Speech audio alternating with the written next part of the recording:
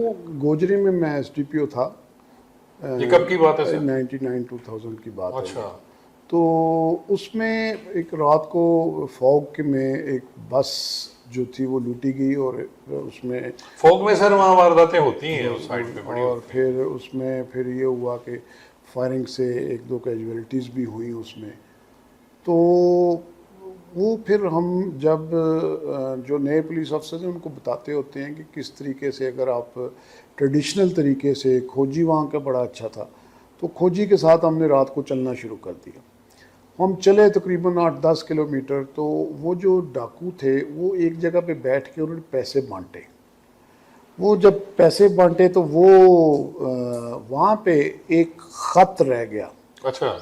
एक लेटर जो जेल में से किसी ने लिखा था और उसमें कहा था कि मुझे ना लेदर की जैकेट जो हैं वो दे जाएं जेल में आके। अब कोई जेल भी नहीं थी उसमें मेंशन और ना कोई नाम मेंशन था, कुछ भी नहीं था। वो ख़त मैं लेके चल पड़ा। अच्छा। तो उसको लेके मैं मुख्तलिफ़ जेलों में जाता रहा। फैसलाबाद जेल में वड़ैच साहब एक बड़े अच्छे हमारे बाद में डीआईजी जेल खाना जात रिटायर्ड हुए, वो बड़े उन्होंने कोऑपरेट किया। तो वहाँ पे फिर मैं सारा दिन बैठा हुआ तो वो छांटी करता रहता था कि कौन कौन से लोग हैं जिनको कोई जैकेट आके मिली है।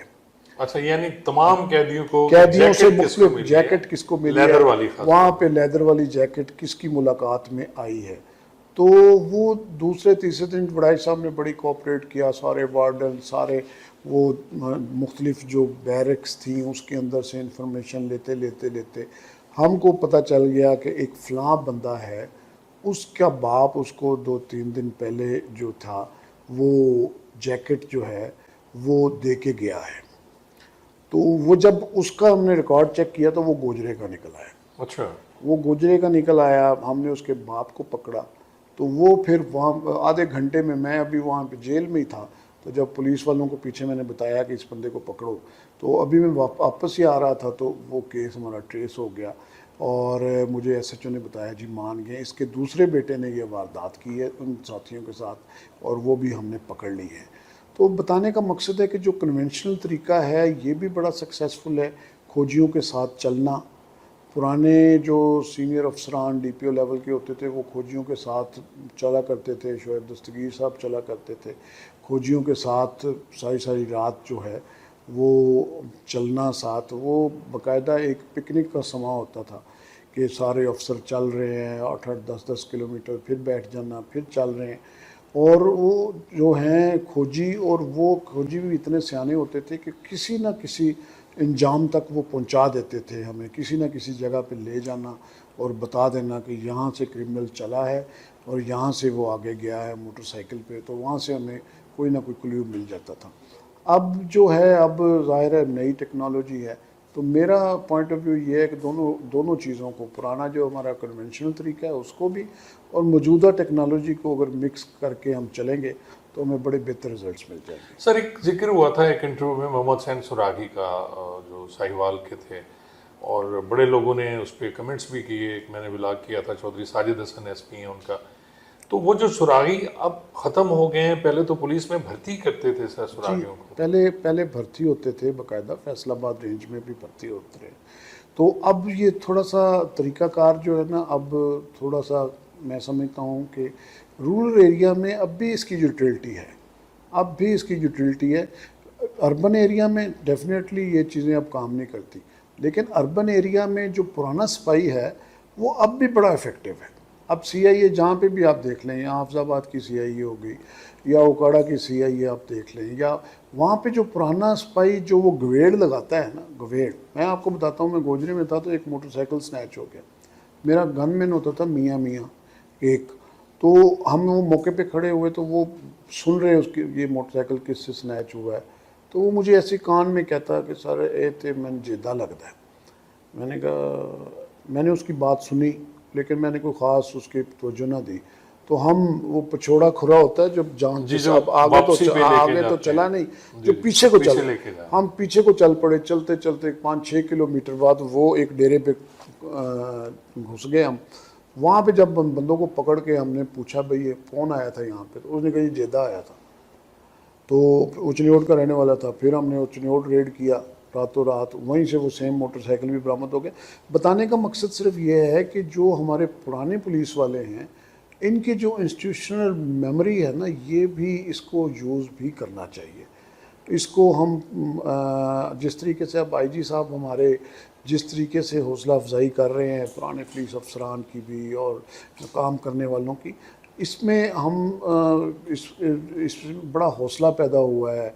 जो हमारा जो लोअर रैंक्स के अफसर हैं, इसमें बड़ा हौसला और वलवला पैदा हुआ है और बड़े जोश से वो काम कर रहे हैं उस चीज़ को मद्देनजर रखते हुए। सर आप ये जो कांस्टेबल रैंक जिसको फुट कांस्टेबल भी कहा जाता था, कहीं हमने उसे निगलेक्ट करना तो नहीं शुरू कर दिया? हमारे जो सीनियर्स हैं, खास तौर पे एसएचओज, डीएसपीज और उसके बाद एक्चुअली को जो अफसरान हैं। इतनी तेज़ हो गई है ना, हम समझें कि हमारी जो पुलिस की जो सर्विस है, इसमें इतनी आ गई है, लॉ एंड ऑर्डर की सिचुएशंस आ गई हैं, तो फुट कांस्टेबल का वो उसकी यूटिलिटी वैसे नहीं रही। आप बिल्कुल ठीक कह रहे हैं। नहीं तो फुट कांस्टेबल जो होता था वो तो पूरा एक इंसाइक्लोपीडिया होता था। वो एक साइक्लोपीडिया होता था, बीट बुक्स बनी होती थी। ये बीट बुक्स तो ऑन रिकॉर्ड होती हैं, तो उसको ज़ुबानी पता होता था कि इस गांव में कौन है, इस गांव में कौन रहने वाला है, कौन नया बंदा है। तो वो किसी हद तक अब ऑब्सोलीट होती जा रही हैं चीज़ें, लेकिन अभी भी उसकी यूटिलिटी जो है वो मौजूद है।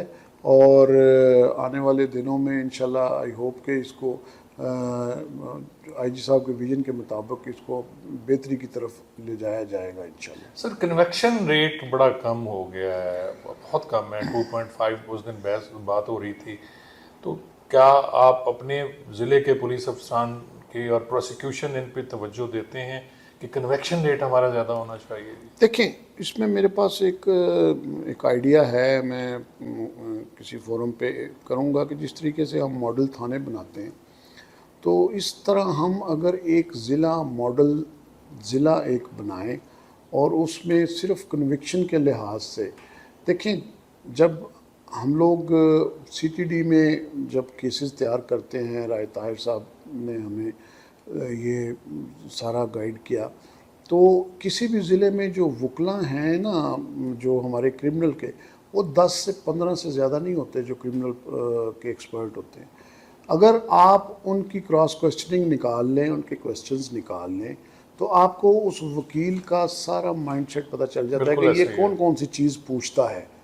तो अगर उसकी फाइलें तैयार हो जाएं और अगर वो वकील का जो सवालनामा है वो हम किसी मर्डर के केस में या किसी जना के केस में अगर हम अपने तफ्तीशियों को दें और वो मिसल उसके मुताबिक तैयार हो, उसकी तैयारी उसके मुताबिक हो, रात को जो गवाहान हैं वो डीएसपी लीगल बैठ के उनकी तैयारी करा दे अपने वकील के साथ मिल के, तो मैं समझता हूँ कि ये बड़ा अच्छी कन्विक्शन रेट हो सकती है। जिस तरह प्राइवेट वकला जो होते हैं, वो जब सुबह उन्होंने बहस करनी होती है अपने किसी बंदे के साथ जिस पे बहस होनी होती है, उसको रात को वो टीच करता है कि ये सवाल तुमसे पूछे जाएंगे। अगर हम पुलिस वाले भी उसके साथ अटैच होकर उनके साथ उनकी टीचिंग कर दें, तो वो कुछ लोगों का ख्याल है कि ये प्रोसिक्यूशन का काम है। मैं समझता हूँ कि ये हमारा ही काम है। तो अगर हम करें, इस तरह एक मॉडल ज़िला कोई बन जाए जिसमें ये चीज़ एक्सपेरिमेंट की जाए, अच्छे एसपी लीगल वगैरह लग जाएं और टीमें जो सुबह मर्डर के केस है सिर्फ मर्डर पे फोकस कर लें, तो हमारी कन्विक्शन रेट जो है वो काफ़ी बेहतर हो सकती है। और मैं इसके ऊपर काम कर रहा हूँ इंशाल्लाह।